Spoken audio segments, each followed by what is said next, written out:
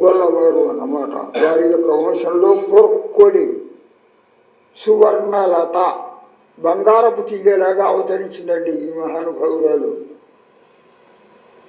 అని ఆ గోపికను మేలుకొల్పుతున్నారు. ఆ గోపకులు ఆమె ఎవరి వంశంలో అవతరించిందో ఆ గోపకులందరూ కూడా ఎంత గొప్ప వాళ్ళు తెలుసా? కత్తుక్కరవై కణంగల్ పలకరందు. వాళ్ళకు రోజు పని అదే.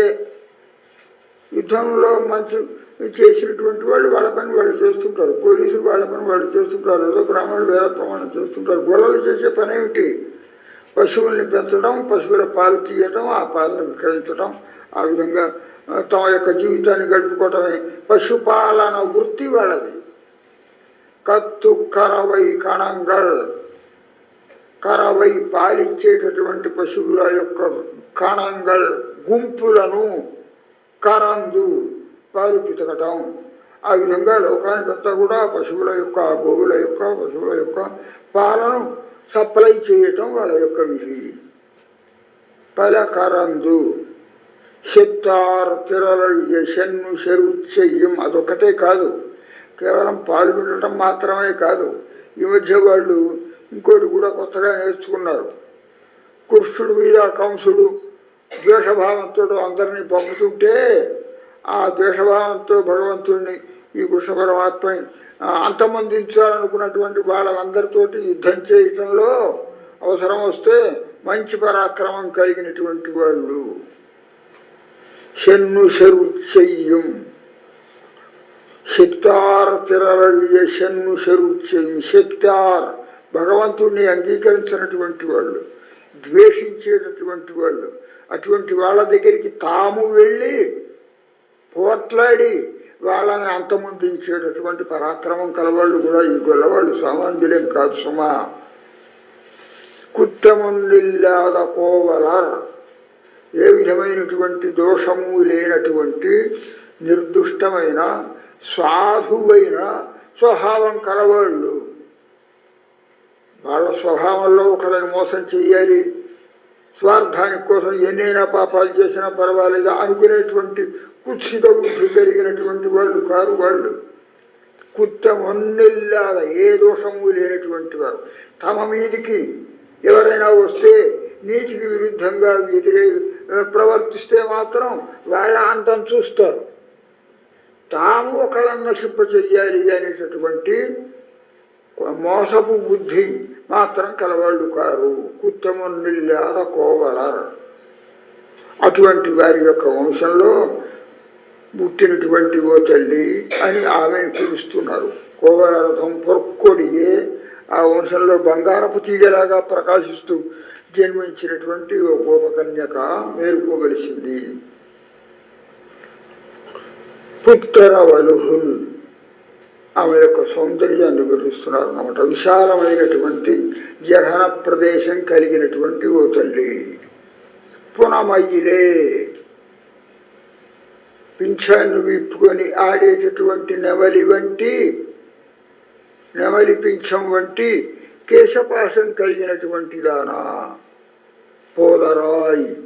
రావమ్మ, మా గోష్ఠిలోకి వచ్చి మనం కూడా వ్రతానికి వెళదాం రండి. சித்தத்து தோழிமாரெல்லாரும் வந்து నిర్ముత్తం పుహుందు ముహిల్వన్నన్ పేర్పాడా. నీ ఇంటి ముందరికి వచ్చి ఇగో 40-50 మంది వచ్చాం, మేమందరం కూడా చుట్టుపక్కల ఉన్నటువంటి చెలికెత్తలందరినీ పిలుచుకొని వచ్చాం, నిన్ను కూడా కలుపుకొని వెళదామని చెప్పి. నిర్ముత్తం పుహుందు ముహిల్వన్నన్ పేర్పాడ. మేఘం వంటి నీలమైనటువంటి దివ్యదేహం కల ఆ పరమాత్మ యొక్క నామానుసంధానం చేస్తుంటే శిక్తాదే పేషాదే శల్వపెండాట్టి. శిక్తాదే పేషాదే, కదలకుండా ఉలకకుండా పలకకుండా ఏమిటి మాట్లాడకుండా అట్లాగే కూర్చున్నావు. శల్వపెండాట్టి, నాకు ఇంత ఐశ్వర్యం ఉన్నది కదా అని గర్వమా? ఆ గర్వం మా విష్ణు భక్తులమైనటువంటి మనకు ఉండకూడదు కదా. ఎత్తుక్కు రంగుం పొరుల్. ఇంకా అట్లాగే నిద్రపోతానంటే లేచిరా అమ్మా అని పిలుస్తున్నాడు. ఈ పాసురంలో గోపకుల యొక్క స్వరూప స్వభావాలు, ఆమె యొక్క సౌందర్యము, భగవన్నామ సంకీర్తనం చేస్తున్నటువంటి మా గోష్ఠిలో నీవు వచ్చి అన్వయించవలసింది అని వినయపూర్వకంగా ప్రార్థిస్తున్నారు అన్నమాట.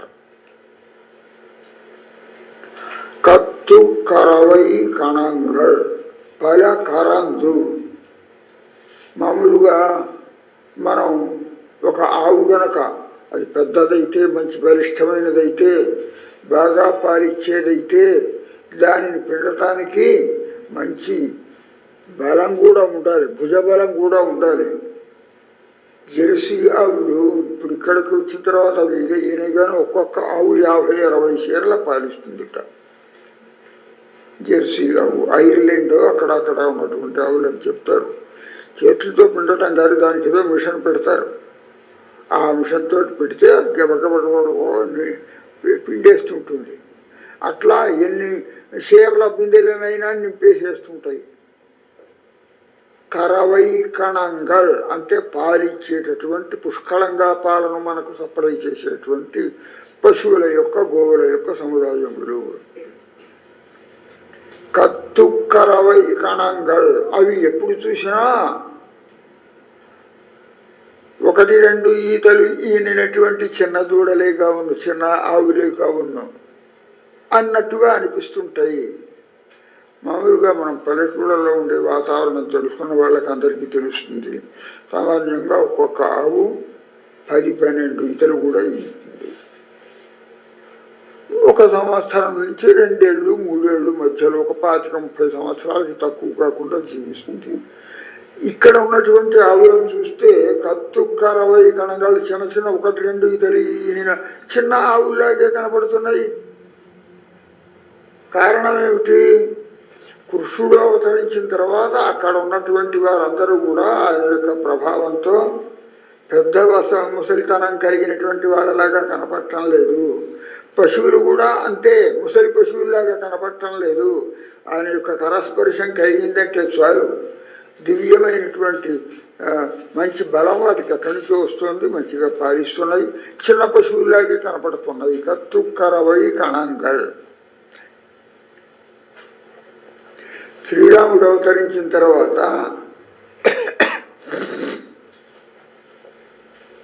ఆయన యొక్క సౌందర్యాన్ని చూస్తూ, ఆయన యొక్క గుణాలను చూస్తూ ఆనందిస్తుంటే దశరథుడు అనుకునేవాడట. దశరథుడి యొక్క వయస్సు అప్పటికే 60,000 సంవత్సరాలు ఉంటారు. అప్పటికీ వాడు పుత్రకామేష్టో అభివృద్ధి చేస్తే చివరికి అంతకుముందు శాపం వల్ల సంతానం కలక్కపోయినా తర్వాత ఆ భగవంతుడి యొక్క అనుగ్రహం వల్ల రావణాసురుడిని వేసించవలసిన ఒక అవతారం కావాలి కాబట్టి వాడు చేసిన పుత్రకామేష్టిగా ఆయన అవతరించారు అని అన్నారు.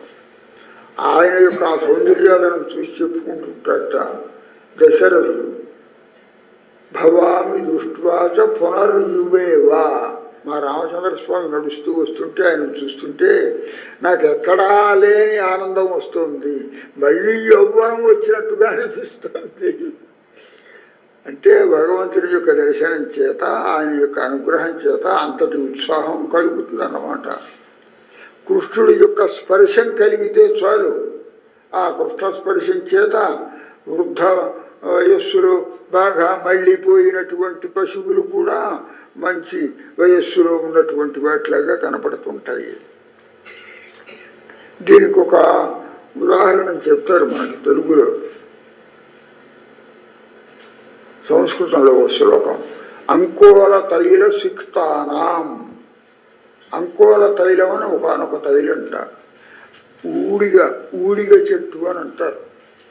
ఆ ఊడిగ చెట్టు యొక్క గింజలను తీసుకొచ్చి బాగా నూరి అందులో కొంచెం నూనె వస్తుంట. ఆ నూనెలో తడిపి గనక విత్తనాలు చల్లితే 3 నెలలకు పండవలసినటువంటి పంట 15 రోజుల్లో 10 రోజుల్లో మళ్ళీ అంత బాగా బ్రహ్మాండంగా వస్తుందిట. దానిని అంకోల తైలం అంటారు సంస్కృతంలో. వృక్షశాస్త్రంలో ఉన్న వాక్యం ఇది. అంకోల తైల సిక్తానాం.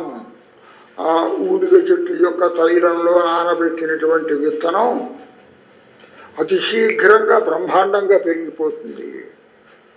కృష్ణ స్పర్శం చేత చిన్న చిన్నవి కూడా మంచి బలిష్టంగా ఉండి ముసలివి అని చెప్పుకున్న వయస్సు మళ్ళినటువంటివి కూడా మళ్ళీ వయస్సుతో ఉన్నట్లుగా మంచి పరిపూర్ణంగా ఉంటుందిట. అది కత్తు కరవై కణంగా భగవంతుడి యొక్క ప్రదేశం ప్రభావం అటువంటిది. ఆయన అవతరించిన తర్వాత ఆ ప్రాంతంలో అట్లా ఉంది. ఆయన అవతారం లేకపోతే మామూలుగా ఇగో 40 ఏళ్ళు 50 ఏళ్ళు 60 ఏళ్ళు వచ్చేటికి మోకాళ్ళ నొప్పులు ముసలితనాలు ఏమి చేయలేని రోగాలు రూపులతో మనం ఉంటాం. వైకుంఠంలో ఉండేటువంటి వారు అందరూ ఎట్లా ఉంటారు అనంటే పంచవింశతి వార్షికా అని అంటారు. వైకుంఠంలో కాల నియమం లేదు. సూర్యోదయము సూర్యాస్తమయము ఇటువంటి రోజులు కొని కలిస్తే ఒక నెల, ఇదిగో ఇటువంటి సంవత్సరం, ఈ సంవత్సరాలు కొని కలిస్తే మానవుడి యొక్క 100 ఏళ్ళ ఆయుష్యం నిండిపోతుంది అని చెప్పుకుంటుంటాం.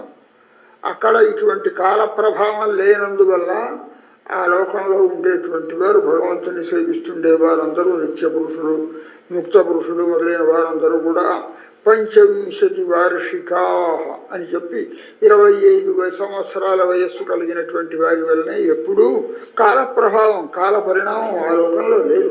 అట్లా ఉజ్వలంగా ప్రకాశిస్తుంటారు. అటువంటి పరమాత్మ ఇక్కడికి అవతరించినప్పుడు ఆయన స్పర్శం కలిగినటువంటి పదార్థాలు కూడా అట్లా ఉజ్వలంగానే ప్రకాశిస్తున్నాయి అన్నమాట. ముసలి ఆవులు అంటూ ఆ రేపలలో ఎక్కడా కనపడటం లేదు. అన్ని బాగా బ్రహ్మాండంగా పాలించేటువంటివే. కత్తు కరవై కణంగల్ అట్లా పాలించేటటువంటివి ఎన్ని గుంపులు, 1 2 10 50 కాదు, గుంపులే. వాటిని లెక్క పెట్టాలంటే మనం ఆవుల్ని లెక్క పెట్టడం కాదు, గుంపులను లెక్క పెట్టాలి. ఈ ఊళ్ళో ఎన్ని పశువుల గుంపులు ఉన్నాయండి అని చెప్పాల్సిందే తప్ప ఏ గుంపులో ఎన్ని ఉన్నవి అవన్నీ లెక్కేస్తే ఎన్ని అవుతుంది అని చెప్పి కంప్యూటర్లతో మనం కలిపి వెచ్చవేతలు తీసివేతలు ఇవన్నీ వేస్తే లెక్క కందవు.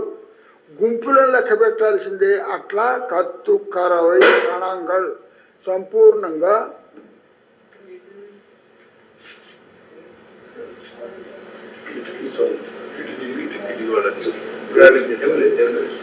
కత్తు కరవై కణంగల్ అటువంటి గోగుల యొక్క సముదాయములను పలకరందు ఎన్నింటినో రోజు కూడా పిండుతూ తమ యొక్క బలాన్ని నిరూపించుకున్నటువంటి వారు.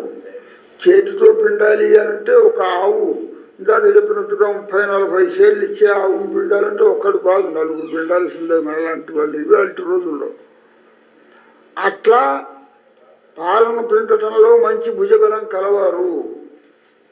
శక్తార తిరలయ్య షన్ను చెరువు చెయ్యం. అంతేకాదు కేవలం పాలన పిండటం మాత్రమే కాదు, శత్రువులు ఎవరైనా ఉంటే భగవంతుడిని కానీ భగవద్భక్తులను కానీ ద్వేషించేటటువంటి శత్రువులంటూ ఎవరైనా ఉన్నట్లయితే వాళ్ళ యొక్క తిరల్ అయ్య, వాళ్ళ యొక్క పీఠం, వాళ్ళ యొక్క ప్రతాపాన్నంతా అణిచివేయగలిగినటువంటి షన్ను చెరువు చెయ్యం కుత్తమొందిల్ల స్వయంగా వెళ్ళి యుద్ధం చేసి ఆ కంసులు లాంటి వాడిని కూడా ఎదురుగా నిలిచి శాసించగలిగినటువంటి పరాక్రమం కలవాళ్ళు. షన్ను చెరువు చెయ్యం విశేషం ఇది. షన్ను అంటే మామూలుగా ఇప్పుడు సింహాలతో కూడా యుద్ధం చేయగలవాడండి, సింహాల్ని కూడా వేటాడి చంపగలవాడండి. సింహాలతో కూడా, ఏనుగులతో కూడా, పెద్ద పుళ్ళతో కూడా అడవిలోకి వెళ్ళి స్వయంగా నిజంగా వాటిని జయించగలిగినటువంటి వాడైతే సింహం వంటి పరాక్రమం కలవాడు అనొచ్చు. కానీ పూర్వకాలపు రాజులు కానీ మన వీళ్ళు కానీ వాటిని అన్నింటినీ ఆ జంతువులను వేటాడేటప్పుడు ఎట్లా వేటాడేవాళ్ళు తెలుసా?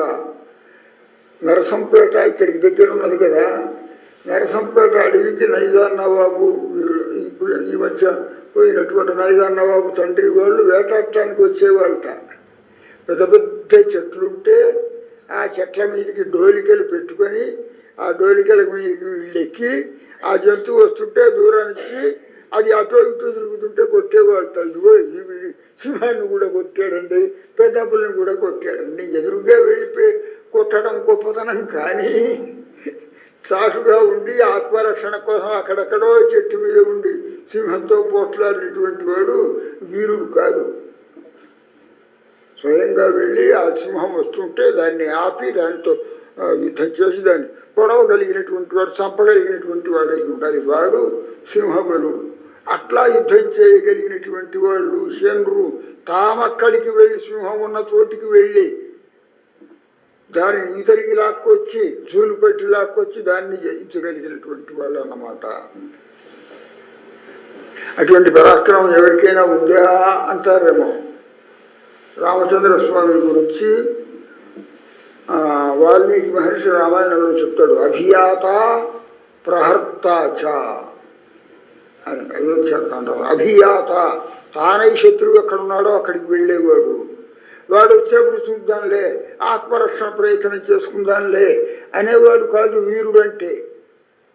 పులి ఏ గుహలో ఉందో ఆ గుహలోకి తాను వెళ్ళి దాన్ని పీతలికి లాక్కొచ్చి దానిని వధించగలిగినటువంటి పరాక్రమంలాగా రామచంద్ర స్వామి కూడా శత్రువు ఎక్కడ ఉంటే అక్కడికి తాను వెళ్ళి వాడిని వధించగలిగినటువంటి పరాక్రమం కలవాడు అని చెప్తారు.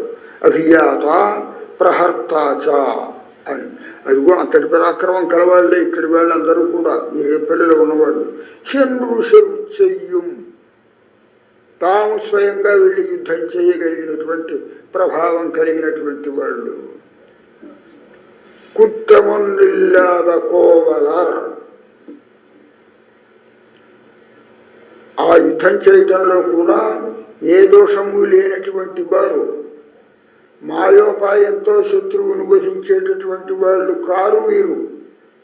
నిష్కపటంగా వ్యవహరించేవాళ్ళు, వారిలో తప్పు లేకపోతే వాడి మీద దండెత్తడానికి వెళ్ళేటువంటి వాళ్ళు కాదు. అసలు సహజంగా కపటం అంటే ఏమిటో ఎరగనటువంటి వాళ్ళు కనుక. గొల్ల జాతి అంటే మనం ఏమనుకుంటాం, నిజంగా నమ్మదగినటువంటి జాతి గొల్ల జాతి. కల్లా కపటం ఎరగనటువంటి జాతి అంటే వాళ్ళది యాదవ జాతి. పల్లెటూరులో ఉండేటటువంటి ఆ జాతి ఎంత విశ్వసనీయమైనదో తక్కిన జాతుల కంటే వాళ్ళలో ఉండేటువంటి విశేషం అది.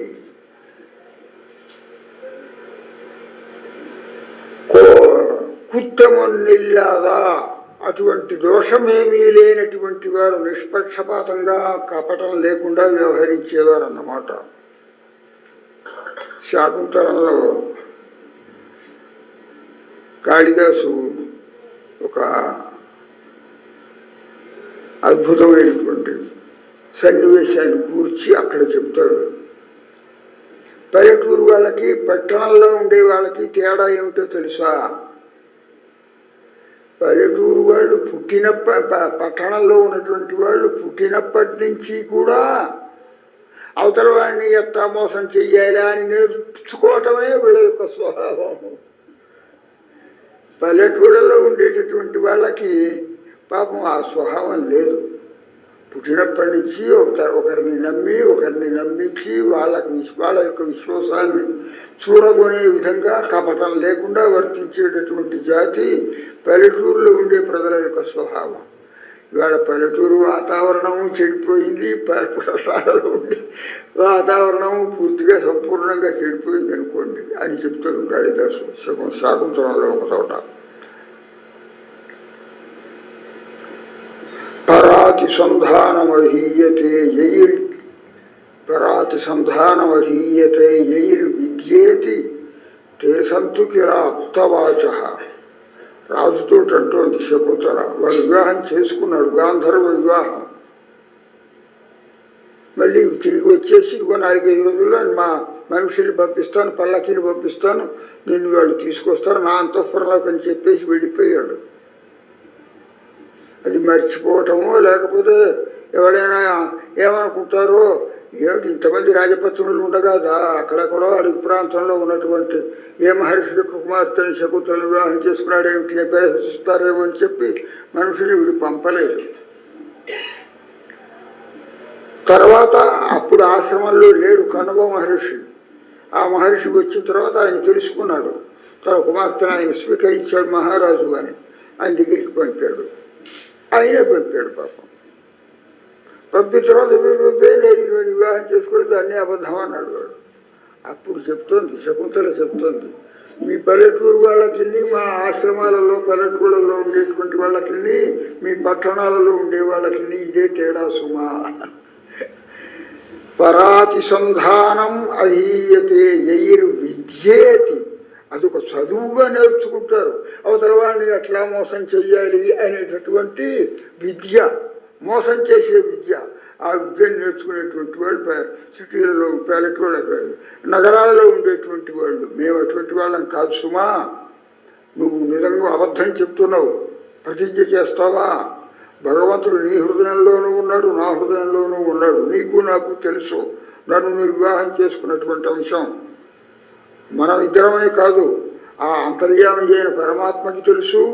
సాక్షిగా సూర్యచంద్రాదులందరూ ఉన్నారు. ప్రతిజ్ఞ చేస్తావా అనేటప్పటికి దిగజారిపోయి పొరపాటు అయిపోయిందని చెప్పి మళ్ళీ శకుంతలను స్వీకరించాడు అని అంటారు.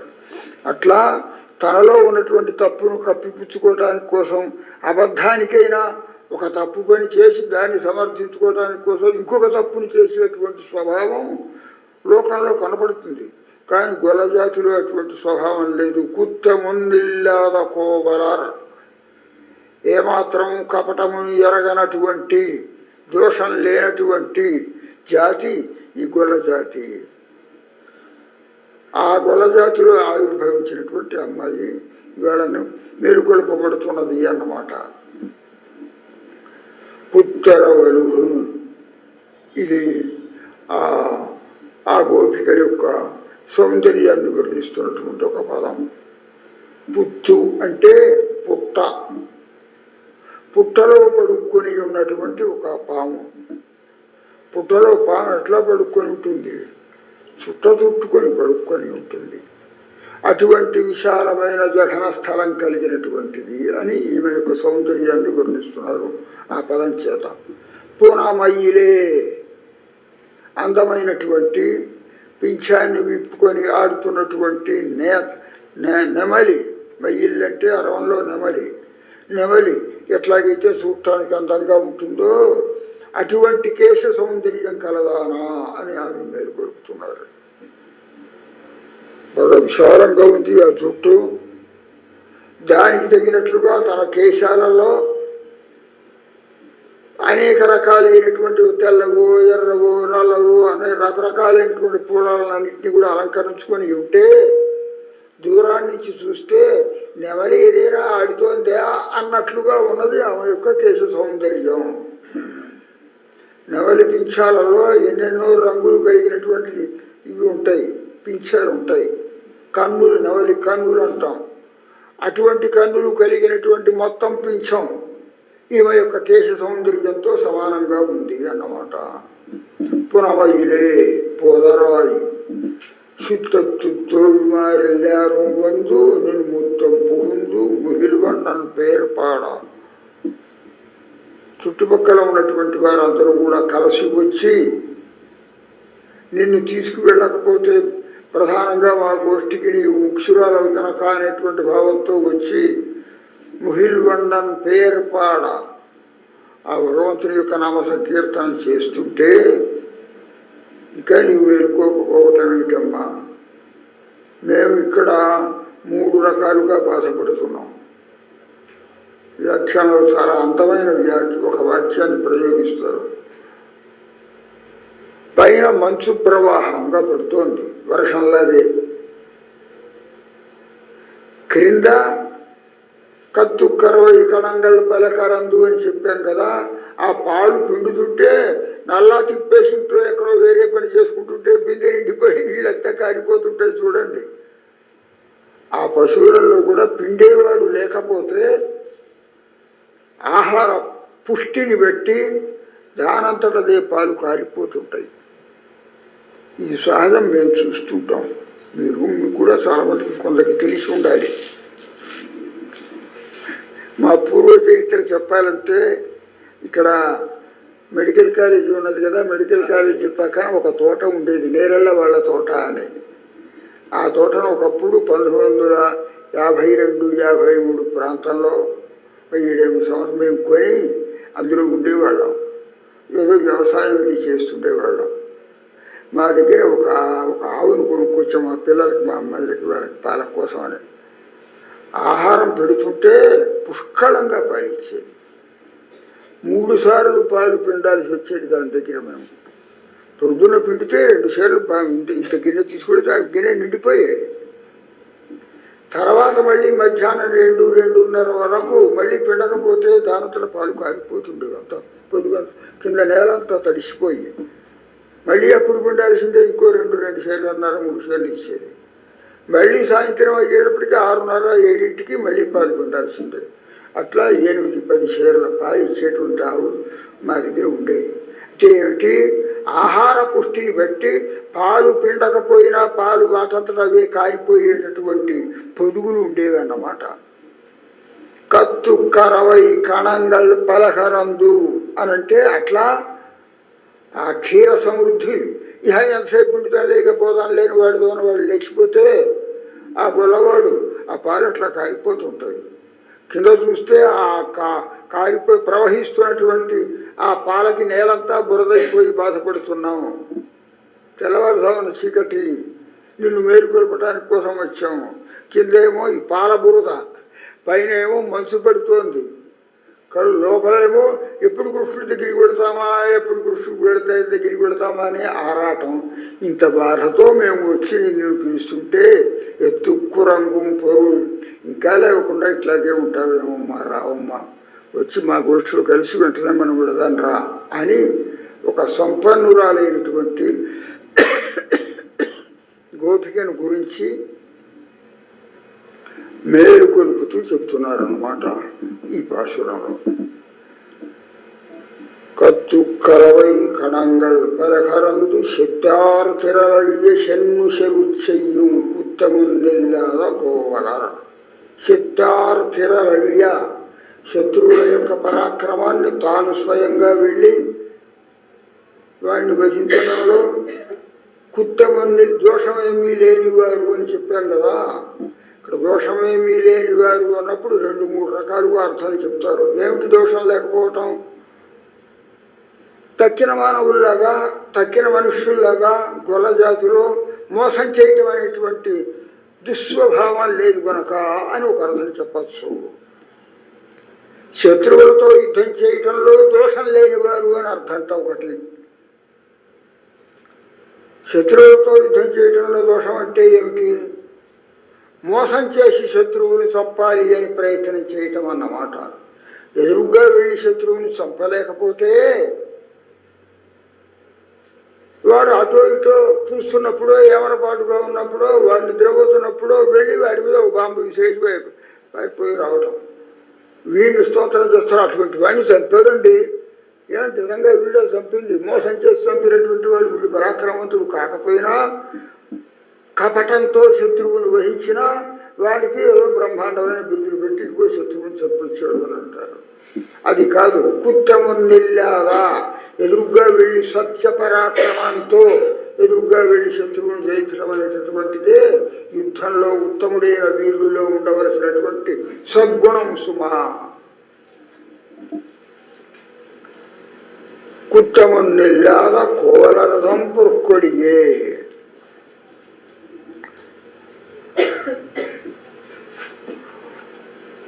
కౌశీతకి ఉపనిషత్తు అని ఒక ఉపనిషత్తు, బ్రహ్మ విద్యను తెలిపినటువంటి ఒక ఉపనిషత్తు. ఆ ఉపనిషత్తులో ఒక మహారాజు, ఆయన ఇంద్రుడికి కూడా సహాయం చేసిన వాడు రాక్షసులతో యుద్ధం వచ్చినప్పుడు. ఆ మహారాజు కొంతకాలం అయిన తర్వాత, చాలా కాలం అయింది, ఇంద్రుడి దగ్గరికి వెళ్ళి మన స్నేహితుడు కదా, మన సహాయం తీసుకున్నవాడు కదా, క్షేమాన్ని గురించి అసలు మంచి మాటలు మాట్లాడుకుని 4 రోజులు ఉండొద్దామని చెప్పి స్వర్గానికి వెళ్ళాడు. వీడు స్వర్గానికి వెళ్ళిన తర్వాత అతను వీడెవడో వస్తున్నాడే, అవతల వాడి దగ్గర సహాయం తీసుకునేంత వరకు మాత్రం వాడిని బాధ పెట్టేలా సరే తన ఉపకారాన్ని తాను పొందడం వాడి ద్వారా. తర్వాత వాళ్ళని మర్చిపోవటం అనేటటువంటిది రాక్షసుల్లో లాగే దేవతలలో కూడా ఉన్నటువంటి దుస్వభావం.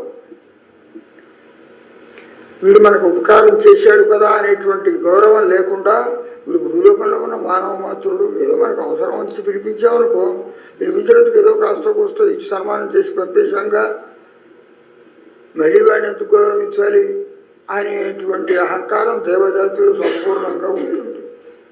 ఈ మహారాజు ఆయన దగ్గరికి వెళ్ళినప్పుడు దూరాన్ని నుంచి చూసి, ఇప్పుడు వీడికి కాదంటే మళ్ళీ కష్టమేనే, వీడికి ఎక్కడో కుర్చీ వేసి కూర్చోబెట్టి బాగున్నావా అని చెప్పేసి పంపించడం కాదు.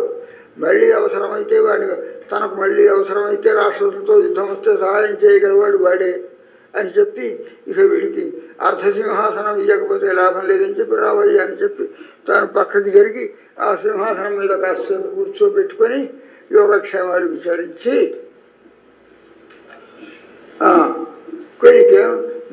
నీకేమిటి, ఎందుకోసం వచ్చావు, నీకేమైనా వరాలు కావాలా, దేవతలమైనటువంటి వాళ్ళం మేము వరాలు ఇవ్వగలిగినటువంటి వాళ్ళం, ఏం వరం కావాలని కోరుకోమని అంటారు ఇంద్రుడు ఆ మహారాజుల గురించి.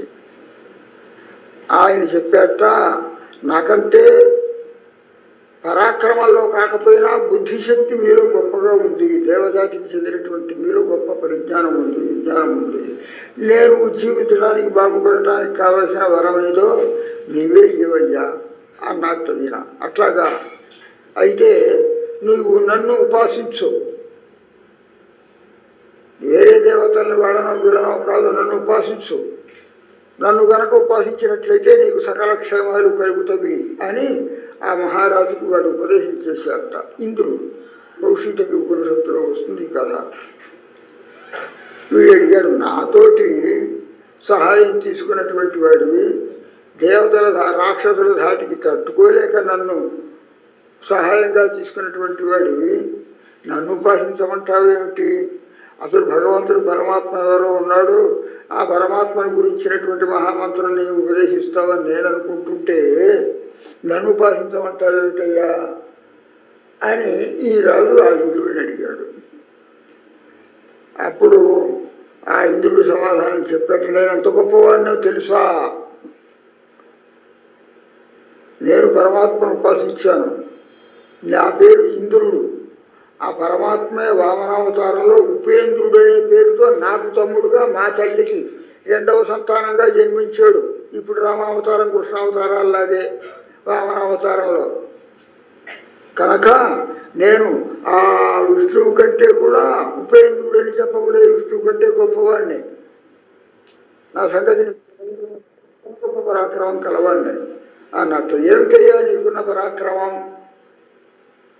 అనంటే, మామూలుగా అంతగా గొప్ప ప్రభావం కలవాళ్ళు కాకపోయినా లోకంలో ప్రతి వాళ్ళకి ఇదొక అలవాటు, తాను గొప్పవాడు అని అవతల వాళ్ళకందరికీ తాను ప్రచారం చేసుకోవాలి అనేటువంటి, ఇదిగో నాకు ఇన్ని బిరుదులు ఉన్నాయి, అన్ని బిరుదులు ఉన్నాయి, ఇవన్నీ చెప్పుకుంటుంటే ఇంత పరాక్రమం కలవాడని చెప్పుకుంటాం కదా.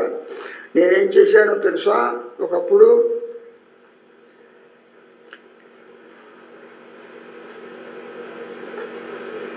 ప్రసుప్తాన్ ప్రాహ్లాదీన్ అతునహం బహ్వీ సంధాః అతిక్రమ్య ప్రాహ్లాదీన్ అతునహం అన్నాడు. నాకును ప్రహ్లాదుడి యొక్క కొడుకులకి విరోధం వచ్చింది, యుద్ధం వచ్చింది ఒకప్పుడు, చాలా కాలం క్రింద. ప్రహ్లాదుడు చాలా మంచివాడే, కానీ ప్రహ్లాదుడి కొడుకులు మళ్ళీ ఆ రాక్షస జాతికి చెందినటువంటి వాళ్ళే కనుక మా మీదకి దండయాత్ర వచ్చారు. వాళ్ళతో యుద్ధం చేయలేకపోయారు. చేయలేక వాళ్ళు వీళ్ళు ఒక అగ్రిమెంట్ రాసుకున్నారు.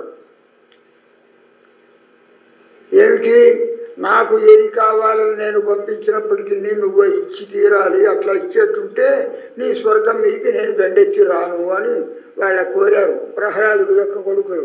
అట్లాగే మహానుభావ మీకు ఏది కావాలంటే స్వర్గం నుంచి అది పంపిస్తాను, అప్సరలు కావాలన్నా మరొకటి కావాలన్నా కల్పవృక్షాలు కావాలి, ఏది కావాలంటే అది పంపిస్తానని వీడు వరంబడికి చేసుకున్నాడు. పాపం ఆ పిచ్చివాడు రాక్షసులు వీడు నిజంగా వరంబడికి రోజు మనకి అది కావాల్స్తే అది ఇష్టాలు అనుకున్నారు. అట్లా 2 ఏళ్ళు 3 ఏళ్ళు అయినా వాడు కావాల్సిన వీడు పంపిస్తుండేవాడు సామగ్రి అంతా కూడా.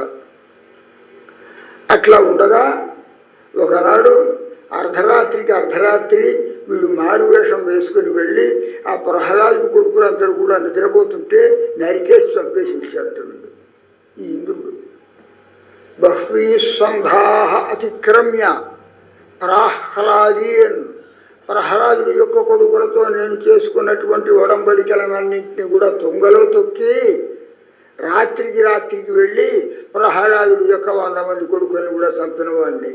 ఇది గొప్పతనంటే వాడిది ఇంద్రుడి యొక్క సత్యపరాక్రమం అన్నమాట. సత్యపరాక్రమం ఎవరిది? నిజంగా రామచంద్ర స్వామిది సత్యపరాక్రమం. రామ సత్యపరాక్రమ అని రామాయణంలో ఎన్నోసార్లు రాముడి యొక్క పరాక్రమాన్ని గురించి సత్యపరాక్రమ, సత్యమైన పరాక్రమం కలవాడు, నిష్కపటమైన పరాక్రమం కలవాడు, మోసం చేసి శత్రువుల్ని వధించడం కాదు, ఎదురుగా వెళ్ళి శత్రువులను వధించినటువంటి వాడు. వధించడం కాదు, ఆ శత్రువు శరణాగతి చేస్తే వాడిని రక్షిద్దాము అనే అభిప్రాయంతో రావణాసురుడితో యుద్ధం చేసి వాడి చేతిలో ఉన్నటువంటి ఆయుధాలు లాంటి వాటినన్నింటినీ కూడా నశింపజేసి, బాణప్రయోగంతో నశింపజేసి, వాడి గుర్రాలు నశింపజేసి, వాడి రథాన్ని నశింపజేసి, వాడి సారథిని చంపి, ఇక చేతిలో ఆయుధాలు కూడా ఏం లేవు కదా, ఇప్పుడు చంపచ్చు వాడిని. రేపు మళ్ళీ నా పరాక్రమం చూద్దుగాని రా, గచ్చానుజానామి రణార్ధితస్త్వం. యుద్ధంలో చాలా తల్లడిల్లిపోయినట్టున్నావు. ఇంద్రాది దేవతలందరితో యుద్ధం చేసి వాళ్ళని వశం చేసుకున్నవాడు కదా, అంత పరాక్రమం కలవాడు. ఏమైంది నీ పరాక్రమం? రేపు మళ్ళీ నా పరాక్రమం చూద్దుగాని లేదు రాపో అని ఎదురుగా వచ్చినటువంటి శత్రువుని కూడా నిష్కపటంగా యుద్ధం చేసి వాడిని చంపాలనేటటువంటి కసి లేకుండా మర్నాడైనా తన పరాక్రమం చూస్తే వాడు వచ్చి శరణాగతుడైతే విభీషణుడిలాగా వాడిని కూడా అనుగ్రహిద్దామన్నంతటి హృదయం కలిగినటువంటి వాడు సత్యపరాక్రముడు ఎవరు అంటే ఇగో శ్రీరామచంద్రుడు అని వాల్మీకి పలు చోట్ల సత్యపరాక్రమ రామ సత్యపరాక్రమ అని ఘోషిస్తుంటాడు. ఇది ఉత్తమమైనటువంటి పరాక్రమం అంటే. చాటుగా కాకుండా శత్రువు వెన్ను చూపి పారిపోతుంటే మళ్ళీ వాడిని పెట్టి చంపకూడదు. వెన్ను చూపాడు పోనీలే కదా, మళ్ళీ బుద్ధి వచ్చైనా మళ్ళీ ఇటువంటి విధవ పని చేయకుండా ఉంటాడు అని వదిలిపెట్టాలి. కానీ కసితో వాడిని చంపడమే ప్రధానంగా పెట్టుకోకూడదు. అది మహావీరుడి యొక్క లక్షణం కాదు. కుత్తమున్నెల్లాద కోవలర్, కృష్ణుడి యొక్క సన్నిధానం చేత ఆయనలో ఉండేటువంటి బుద్ధులన్నీ కూడా వీళ్ళకు కూడా వచ్చినట్టున్నాయి. అటువంటి సత్యపరాక్రమం కలిగినటువంటి వారే కానీ మోసం చేసి శత్రువుల్ని వసించాలి అనేటువంటి స్వభావం కలవారు కారు అన్నమాట. కుత్తమున్నిల్లాద కోవలరథం పొరుక్కొడియే, అటువంటి వంశంలో అటువంటి పరాక్రమం కలిగినటువంటి జాతిలో పుట్టినటువంటి పొరుక్కొడియే సువర్ణలక్ష్మి గోపిక లేవమ్మ, మనం అందరం కలిసి వెళ్ళి ఆ స్వామి యొక్క సేవకు వెళదాం రండి అని పిలుస్తున్నటువంటి పాసురంలో ఉన్నటువంటి సారాంశాన్ని, కొన్ని విశేషాలని మనం ఇలా చెప్పుకున్నాం. శ్రీమత్యై సుచిత్తార్య మనోనందన హేతవే నందనంద సుందరి గురాయ నిత్యమంగళం.